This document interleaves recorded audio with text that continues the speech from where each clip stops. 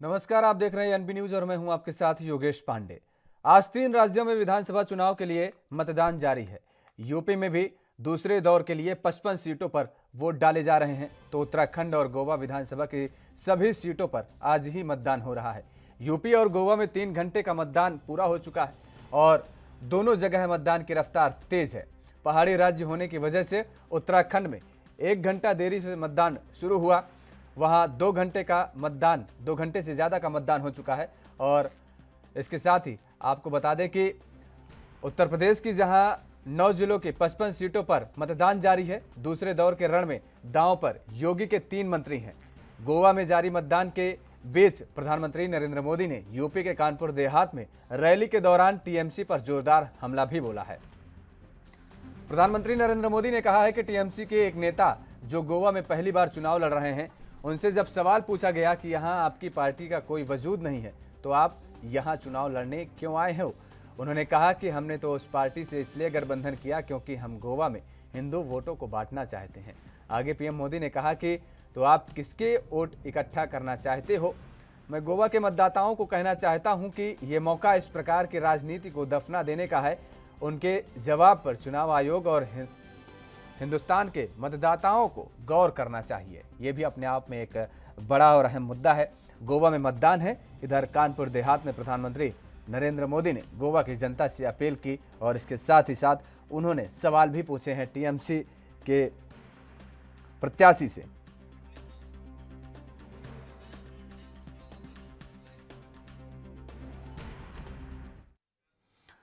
और सीधे चलेंगे उत्तर प्रदेश, जहां बिजनौर में आज मतदान जारी है। बिजनौर से हमारे संवाददाता अजय पांडे सीधे लाइव जुड़ चुके हैं।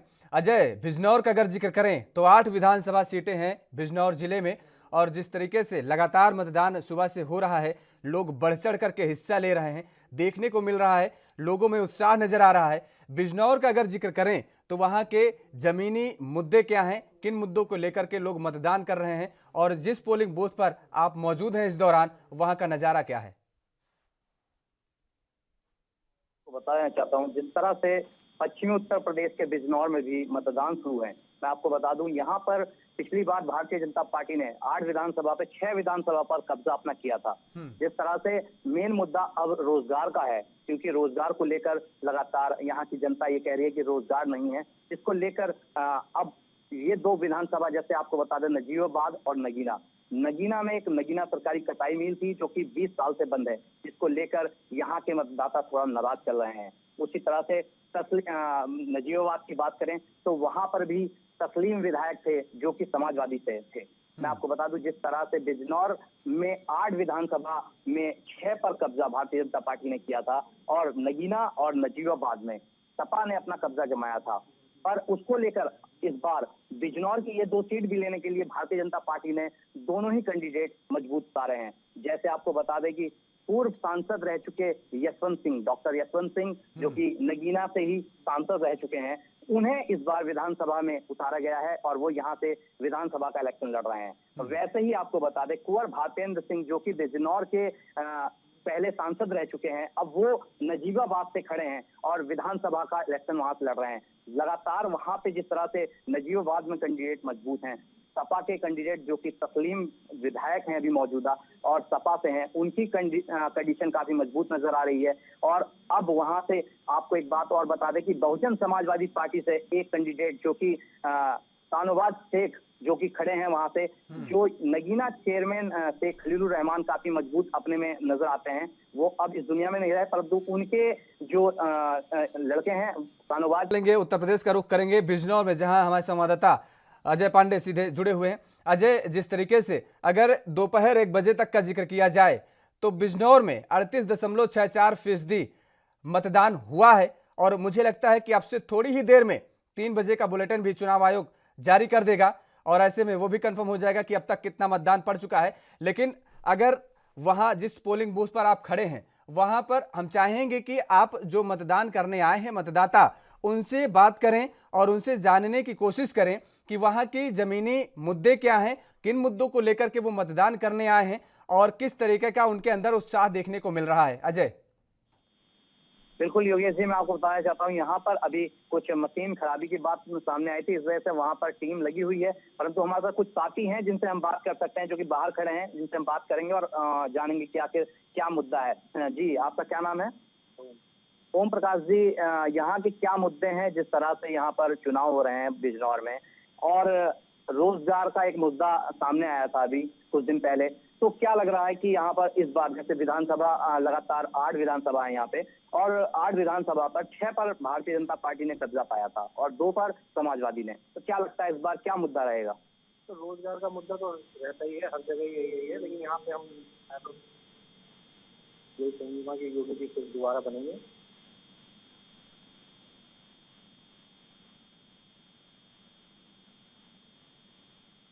यहाँ पे योगी जी हैं, तो भाजपा वाले हैं।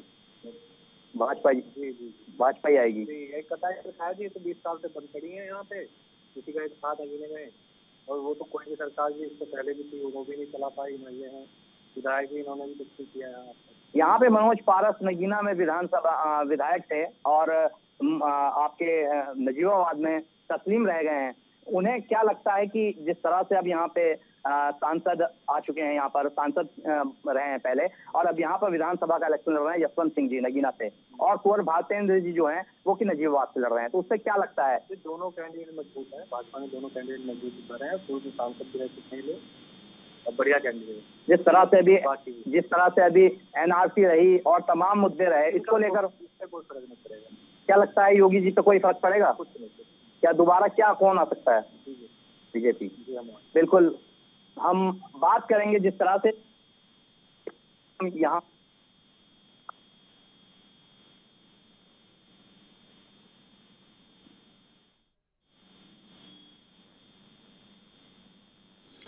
बिल्कुल अजय, लेकिन जिस तरीके से दरअसल आपको बता दें कि सहारनपुर से इस वक्त की ये बड़ी खबर सामने आ रही है, जहां पर ये साफ तौर पर सामने आया है, खबर आई है कि सहारनपुर में पीठासीन अधिकारी की हृदयगत से उसकी तबीयत गड़बड़ हुई थी और जिसके बाद उसकी अब मौत भी हो गई है।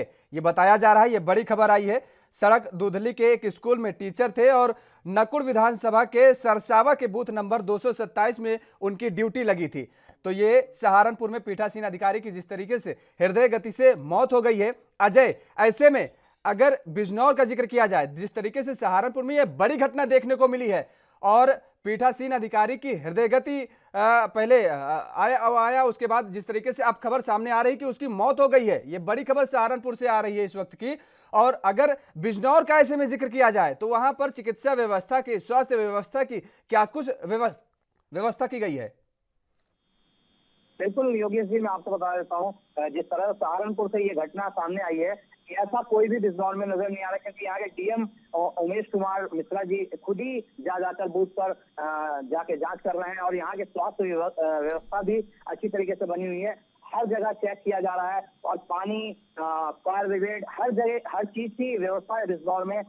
मतदान सही से कराने के लिए व्यवस्था यहाँ के प्रशासन ने सही रूप से कर रखी है। बिल्कुल, जिस तरीके से आप बता रहे हैं, चलिए बहुत बहुत शुक्रिया तमाम सारी जानकारी देने के लिए। आप लगातार नज़र बना रखिए, आपसे अपडेट लेते रहेंगे। तो बिजनौर में भी लगातार जिस तरीके से व्यवस्था चौक चौबंद की गई है, सुरक्षा व्यवस्था को लेकर के अगर बात की जाए तो वहाँ पर भी वो भी चाक चौबंद की गई है।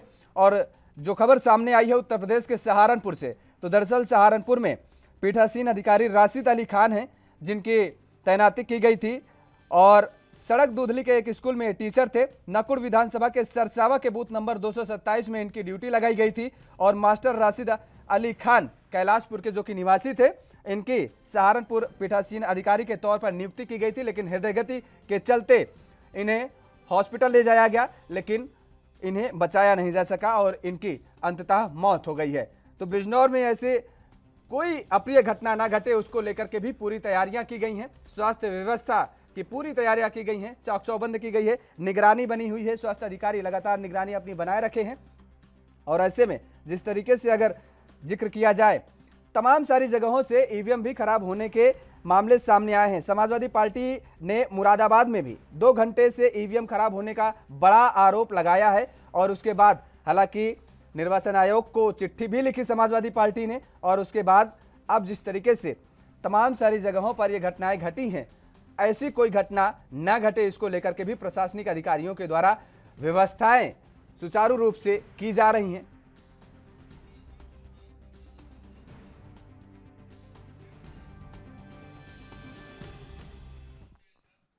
और अब आपको सीधे लिए चलते हैं उत्तराखंड के हरिद्वार, जहां पर हमारे साथ संवाददाता केशव चौहान जुड़े हुए हैं।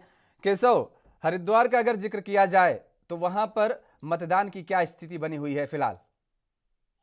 बिल्कुल योगेश, मैं आपको बता दूं कि सुबह 8 बजे से यहाँ मतदान शुरू हो गया था और कहीं ना कहीं लोग जागरूक हैं मगर मतदान को लेकर। कहीं ना कहीं साफ तौर से कहा जा सकता है कि जो निर्वाचन अधिकारी हैं उनकी तरफ से भी कई बार अपील की गई थी। आप मेरे पीछे देख सकते हैं कि लोगों की लंबी लंबी लाइन है और साफ तौर से देखा जा सकता है कि लोग कितने जागरूक हैं या अपना मतदान करने के लिए। कहीं ना कहीं साफ तौर से ये भी कहा जा सकता है कि अभी तक अगर हम पीछे की बात करें तो 3 बजे की जो रिपोर्ट अगर हमने पीठासीन अधिकारी से ली है तो वो अभी 50% से प्लस जो है मतदान हो चुका है। कहीं ना कहीं साफ तौर से कहा जा सकता है योगेश कि यहाँ पे जनपद हरिद्वार की अगर हम बात करें तो जनपद हरिद्वार में लोग अपने मत को दान करने के लिए, अपने वोट देने के लिए जागरूक हैं और कहीं ना कहीं प्रशासनिक अधिकारियों के द्वारा भी एलईडी रथ के माध्यम से हो या वर्चुअल माध्यम से हो, कहीं ना कहीं सबको जागरूक किया गया था। जी योगेश। बिल्कुल केशव, लेकिन जिस तरीके से मैं देख रहा हूं कि लंबी लंबी कतारें नजर आ रही हैं आपके पीछे, तो चाहेंगे इन युवाओं से बात करिए आप और इन युवाओं से जानिए, क्योंकि ये युवा प्रदेश ही नहीं बल्कि देश के भविष्य हैं और ये किस तरीके से मतदान करने आए हैं, क्योंकि उत्साह भारी मात्रा में देखने को मिल रहा है लोगों के बीच में।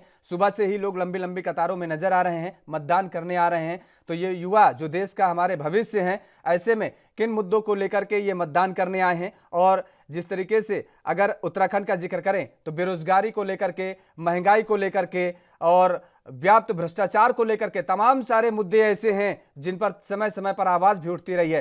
तो ये युवा क्या चाहते हैं और कैसी सरकार चाहते हैं आने वाले समय में?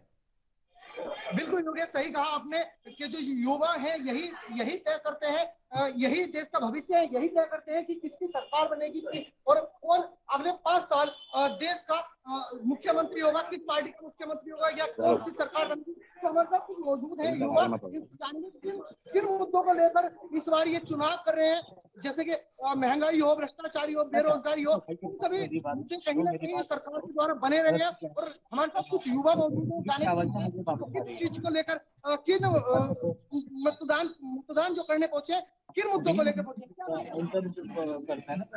आज आप मतदान करने पहुंचे, किन मुद्दों को लेकर आप मतदान किए? मेरी आवाज मुझे वापस मिल, हाँ, और उतना डिस्टर्ब करता है कि मैं पूरी चीजें भूल जाता हूँ। ठीक है, हाँ, कहने को आदमी चल रहे हैं, सब चीज सपोर्ट कर रहे हैं, कोई किसी को करता, कोई तो हम बीजेपी को सपोर्ट कर रहे हैं और हमें बहुत अच्छा काम लग रहा है अपने उत्तराखंड में भी और इंडिया में भी।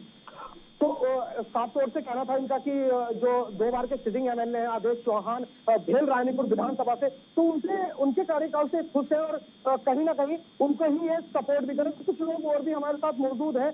जी, क्या नाम है आपका? प्रीतम जी, किन किन मुद्दों को लेकर आज आप मतदान करें? तो बेरोजगारी, स्वास्थ्य, शिक्षा ये बढ़िया होनी चाहिए। बेरोजगारी बहुत ज्यादा है उत्तराखंड में। अच्छा ये बताइए कि आने वाला जो एमएलए है या कहीं जनप्रतिनिधि, तो कैसा होना चाहिए, किस तरह का होना चाहिए वो? सर, प्रतिनिधि किया था जनता के बीच में जाए, जनता की समस्याओं को सुने, उनकी समस्याओं का निवारण करें। ऐसा नेता हमको चाहिए, न कि ऐसा नेता हो जो कि खाली अपने बारे में सोचे। जनता उनको वोट करती है, जनता के बारे में सोचना चाहिए। देश जनता से छूटा है। तो ठीक सुना योगेश आपने कि साफ तौर से लोग कहीं ना कहीं कोई समर्थक कर रहा है तो कोई विरोध भी कर रहा है। साफ तौर से इनका कहना है कि हमें जनप्रतिनिधि ऐसा चाहिए जो हमारे हित में काम करे, जनता के बीच जाए। जी योगेश। केशव, अगर उत्तराखंड का जिक्र करें तो जिस तरीके से पूरे उत्तराखंड में 632 उम्मीदवार मैदान में हैं, चुनावी जंग में उतरे हुए हैं और ऐसे में 81 लाख से ज्यादा, यानी लगभग ये कहें कि 82 लाख मतदाता उत्तराखंड के आज उत्तराखंड के ये जो सियासी सूरमा है, इनकी जो किस्मत है वो ईवीएम में कैद करने का काम करेंगे। और सुबह 8 बजे से मतदान जारी है, शाम को 6 बजे तक मतदान जारी रहेगा। 6 बजे जब वीवीपैट ये बंद होंगे तो जाहिर तौर पर है इन सभी सियासी सूरमाओं की जो कि इस चुनावी जंग में उतरे हुए हैं, इनकी किस्मत कैद हो जाएगी। ऐसे में अगर देखा जाए तो उत्तराखंड का जो सियासी वर्चस्व है, जिसकी लड़ाई चल रही है लगातार भारतीय जनता पार्टी और कांग्रेस में, लेकिन आम आदमी पार्टी भी बीच में इस बार नजर आ रही है। तो ऐसे में अगर हरिद्वार का जिक्र किया जाए तो हरिद्वार की क्या सियासी स्थिति बनी हुई है वर्तमान में? बिल्कुल योगेश, अगर मैं आपको जनपद हरिद्वार की बात करूं तो जनपद हरिद्वार में 11 विधानसभा सीट है और कहीं ना कहीं कुछ सीट ऐसी हैं जो बिल्कुल हॉट बनी हुई है। अगर हम हरिद्वार शहर की बात करें, हरिद्वार ग्रामीण की बात करें, या जिस भेल रानीपुर में हम अभी खड़े हैं यहाँ की बात करें तो यहाँ पे भी कांग्रेस और बीजेपी दोनों ही पार्टी की जो प्रत्याशी है वो चौहान है। दोनों को चौहान को भिड़ाने का काम किया है। बीजेपी के अगर प्रत्याशी की बात करें तो 2 बार की सिटिंग एमएलए आदेश चौहान पे ही बीजेपी ने तीसरी बार भी भरोसा जताया। और कहीं ना कहीं अगर हम बात करें कांग्रेस की तो कांग्रेस ने भी उनकी ही टक्कर पे राजवीर चौहान को टिकट देकर मैदान में उतारा है। तो बिल्कुल अगर बात करें हरिद्वार ग्रामीण विधानसभा की तो मुख्यमंत्री रहते 2017 के चुनाव में मुख्यमंत्री रहते हरीश रावत को शिकस्त का सामना करना पड़ा था।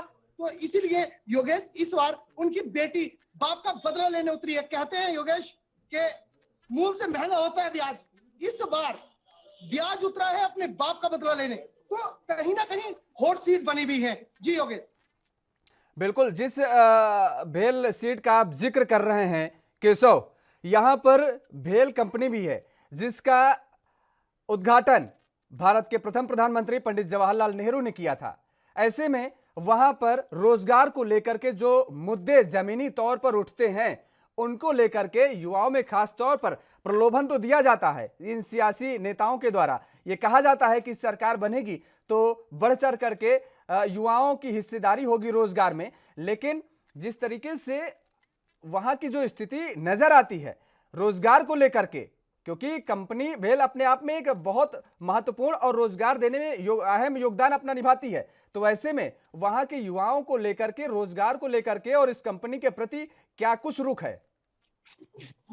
बिल्कुल योगेश, जो भेल कंपनी है यहाँ, इसका जो उद्घाटन किया था भारत के प्रथम प्रधानमंत्री ने किया था। और कहीं ना कहीं यहाँ पे अगर हम बात करें स्थानीय की सिडकुल की तो यहाँ सिडकुल में स्थानीय लोगों को 70% जो है रोजगार देने की बात कही गई थी, लेकिन वो धरातल पे कहीं नजर नहीं आती है। तो इसको लेकर कहीं ना कहीं युवाओं में रोष भी देखने को मिलता है। कहीं ना कहीं लोग जो है रोडों पे भी, युवा जो है रोड पे अपना टाइम काट रहे हैं। तो कहीं ना कहीं लोग जो है, युवा जो है वो इस चीज से नाखुश नजर आते हैं। जी योगेश, चलिए, बहुत बहुत शुक्रिया तमाम सारी जानकारी देने के लिए केशव चौहान। आप लगातार नजर बनाए रखिए, आपसे अपडेट लेते रहेंगे। तो जिस तरीके से लोगों में बढ़ चढ़ करके हिस्सा लेने का जो जुनून है, जो जोश है, वो देखने को मिल रहा है। लोग घरों से बाहर निकल रहे हैं, मतदान करने के लिए मतदान केंद्रों पर जा रहे हैं और वो आज इन सियासी सुरमाओं का जो भविष्य है, सियासी भविष्य कहेंगे, सियासी भविष्य को आज ईवीएम पैड पर ये कैद कर रहे हैं, बंद कर रहे हैं। और आने वाले समय में इन लोगों को, इन मतदाताओं को ये उम्मीद है कि जिसे वो चुन रहे हैं वो उनके क्षेत्र को या उनके प्रदेश को एक विकास के पथ पर अग्रसर करने का काम करेंगे। इसी उम्मीद से लोग अपने घरों से बाहर निकल रहे हैं अब और अपने मताधिकार का प्रयोग कर रहे हैं।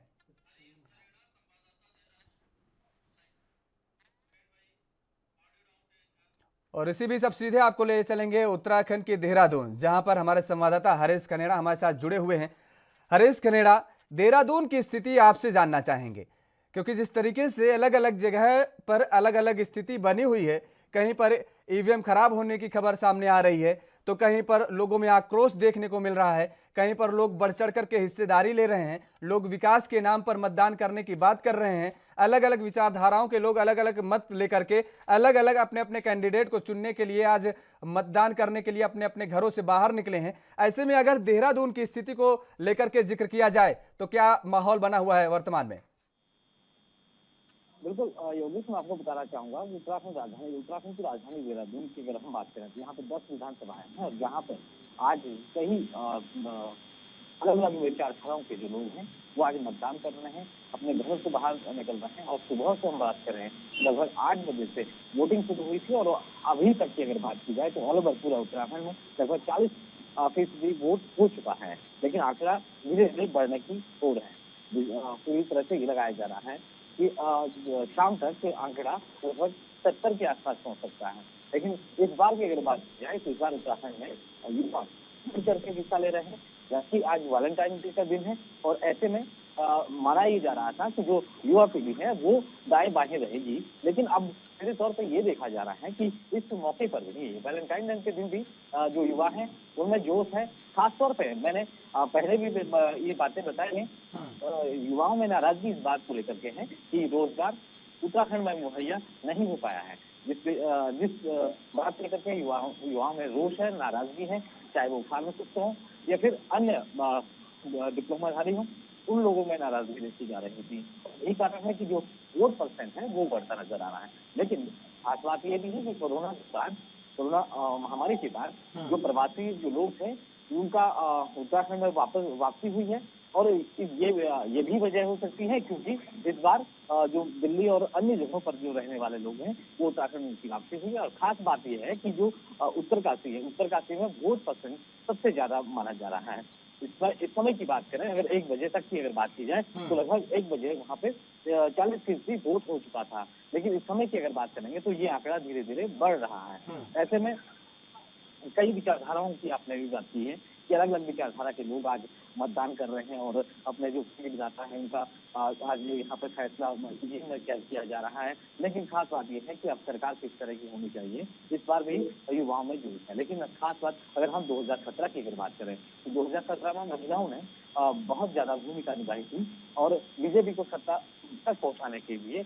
और यही नहीं, सड़कों से लेकर के, गलियों से लेकर के गांव गांव तक जा करके प्रचार प्रसार किया था। लेकिन जो वादे जो किए गए थे वो पूरे नहीं हो पाए हैं। उसी को लेकर के इस बार नाराजगी दिख रही है। लेकिन उत्तराखंड की अगर हम बात करें तो उत्तराखंड में 3 पार्टियां इस समय फुल फॉर्म में हैं। यहाँ के क्षेत्रीय दलों को अगर छोड़ दिया जाए तो आम आदमी पार्टी और बीजेपी कांग्रेस इस समय पूरी तरह से प्रचार प्रसार में है, पूरी से इस समय नजर आ रही है। लेकिन उत्तराखंड में अगर देखा जाए तो उत्तराखंड में बीजेपी और कांग्रेस इस समय कांटे की टक्कर पर है। खास बात यह है कि उत्तराखंड की जो तमाम विधानसभा है, 70 की 70 विधानसभाओं पे इस समय जो कांग्रेस का हल्ला है सिर्फ इस बात को लेकर के है, महंगाई और बेरोजगारी को लेकर के। जिस तरह से लगातार महंगाई बढ़ रही है और युवाओं के हाथ में नौकरियां नहीं मिल रही हैं। 5 साल से भाजपा की बात करें तो भाजपा ने विज्ञप्ति नहीं जारी की, जिस वजह से लोगों में नाराजगी है, युवाओं में नाराजगी है, रोष है। और यही कारण है कि जो इंडस्ट्रियल एरिया है वहाँ पे भी लोगों को रोजगार मुहैया नहीं हो पा रहा है।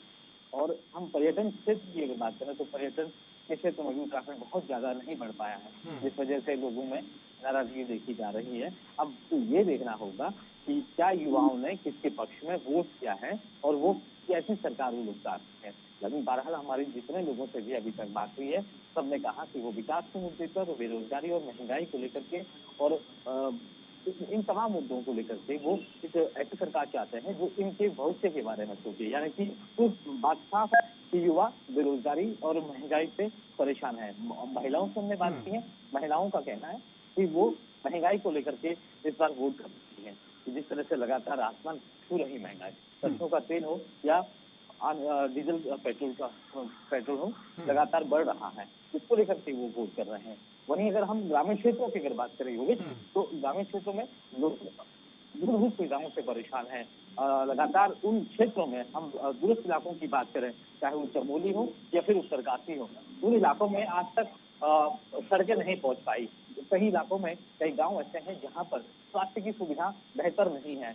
वही शिक्षा की अगर बात करें, खास बात यह है कि जो पौड़ी हो या फिर टिहरी, चमोली, उत्तरकाशी या रुद्रप्रयाग, इन जगहों से सबसे ज्यादा जो लोग हैं वो पलायन इसी वजह से करते हैं क्योंकि वहाँ पे जो मूलभूत सुविधाएं हैं, शिक्षा है, स्वास्थ्य है, वो चीजें नहीं है। इस वजह से वो शहरी क्षेत्र का रुख करते हैं और ऐसे में जो गाँव है वो खाली हो रहे हैं और इस पर भी विचार नहीं किया जा रहा है, चाहे वो सरकारें की भी रही हो। लेकिन इन चीजों पर पहले भी विचार नहीं किया।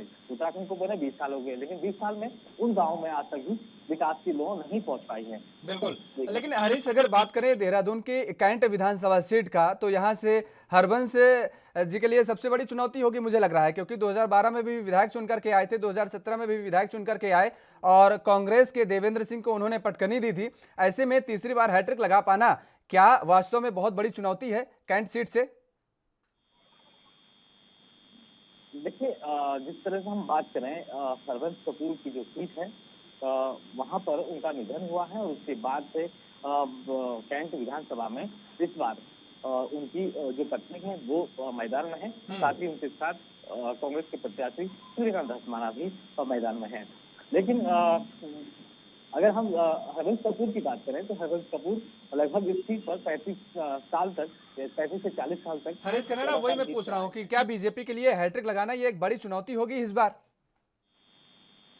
निश्चित तौर पे, क्योंकि जिस तरह से अगर बात करें तो इस बार उनकी पत्नी है और उनके साथ अब जो सूर्यकांत धस्माना है, ये देखने वाली बात होगी कि क्या वो जीत पाएंगे या नहीं। लेकिन बहरहाल जो हैट्रिक की आपने बात की है, लेकिन ये क्योंकि यहाँ पर कांटे की टक्कर देखी जा रही है। लेकिन अब ऐसे में सवाल ये है कि आखिरकार अगर सांकेतिक वोट उन्हें मिलता है तो निश्चित तौर पर वो अपना यहाँ से बीजेपी का प्रचार लहरा पाएंगे। लेकिन बहरहाल की स्थितियां जिस तरह से बन रही है कि सूर्यकांत धस्माना भी काफी बड़े चेहरा माने जाते हैं, कांग्रेस से लगातार फील्ड में है और लोगों के बीच में चाहे कोरोना का समय हो या अन्य चीजें हो, लेकिन बराबर उनके बीच में रहे।